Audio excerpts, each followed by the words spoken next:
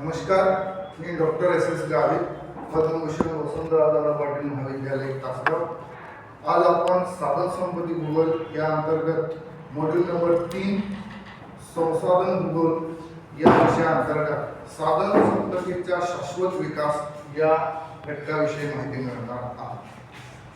तर सर्वप्रथम आपण साधन संपत्ती या भूगोलांतर्गत सस्टेनेबल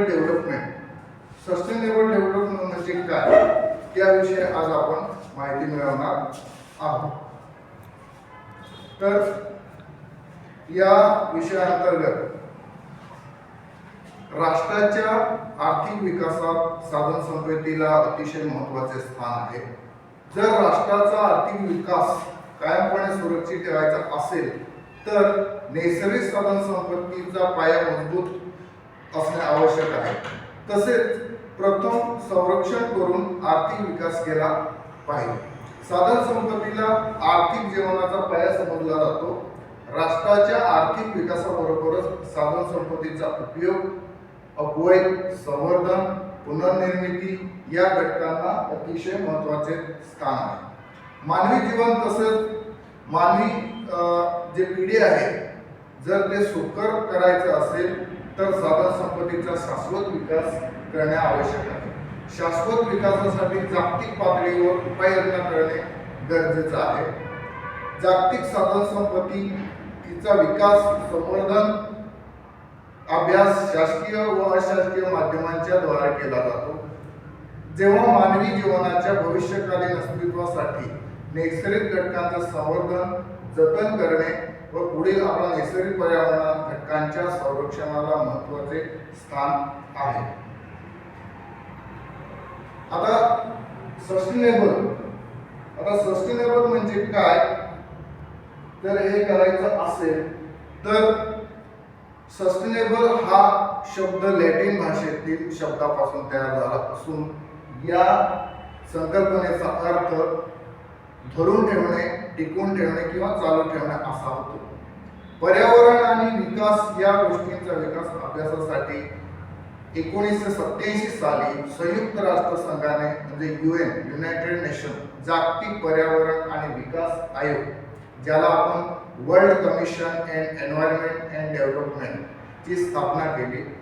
या आयोगाचा उद्देश असा होता की या आयोगाची नेमणूक ही प्रामुख्याने पृथ्वीवरील सामाजिक, सांस्कृतिक, पर्यावरणीय समस्यांचे निरीक्षण करून वास्तववादी व भविष्यकालीन उपाययोजनासाठी आणि पृथ्वीवर अस्तित्वात असणारे साधन संपत्ती किंवा संसाधने ही पुढील भविष्यकाळासाठी राखून चालू पिढीच्या ज्या शाश्वत गरजा आहेत यासाठी उपाययोजना शोधून महत्त्वाचे स्थान होते.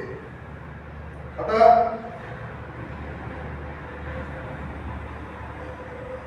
या आयोगाचं जे मूळ होतं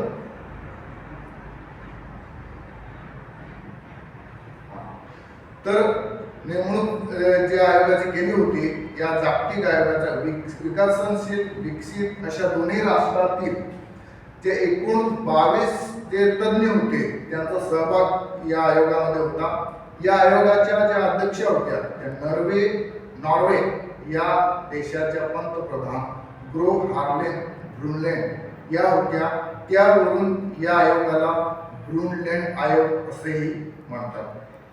या आयोगाने सादर केलेल्या आपले सामाजिक भविष्य या अहवालात शाश्वत विकास ही संकल्पना व तिची व्याख्या सर्वप्रथम आणि मांडली आणि तिची जी गोष्ट आहे सर्वसामान्य मानून शाश्वत विकास या गोष्टीकडे लक्ष दिले गेले व दीर्घकालीन पर्यावरणीय आंतरराष्ट्रीय व्यूहरचना ओळखण्याचे काम या आयोगाने केले.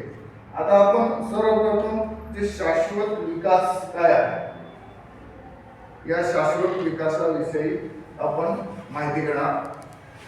शाश्वत विकासातील दृढ आकलन म्हणजे सर्वांना समान न्याय देणे, म्हणजे साधन संपत्ती ही सार्वजनिक संपत्ती मानून योग्य व पर्यायी वापर करणे होय.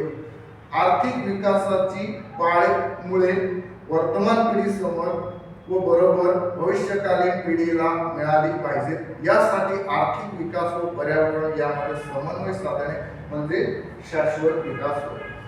शाश्वत विकासाची एक मुख्य जी व्याख्या आहे संयुक्त राष्ट्र संघाने केलेली आहे, संयुक्त राष्ट्र म्हणजे जागतिक आयोग, जो विकास चालू पिढीच्या गरजा पुढील पिढीच्या गरजा धोक्यात न आणता पूर्ण करतो त्या विकासाला शाश्वत विकास म्हणजे सस्टेनेबल डेव्हलपमेंट असे म्हणतात।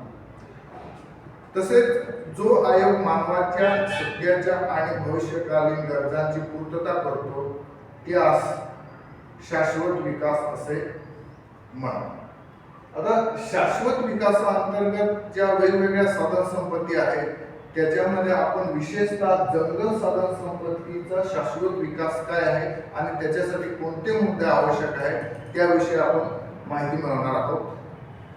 तर पहिला आहे जैवविविधतेचे संरक्षण करणे। पृथ्वीच्या पृष्ठभागावर जैवविविधता हे अत्यंत महत्त्वाचा घटक आहे। विविध प्रकारच्या ज्या जैवविविधता आहे त्याचं संरक्षण केलं तरच जंगल साधन संपत्तीचा शाश्वत विकास करता येईल। दुसरा मुद्दा आहे वनांचे व्यवस्थापन आणि पुनर्नवीनीकरण। वन झाडांना अतिशय महत्त्वाचं आहे तर स्थान आहे, जंगलाचं जे काही स्थान आहे ते सध्याच्या पृथ्वीच्या पृष्ठभागावर एकूण पाहता 33% जंगल असणे आवश्यक आहे।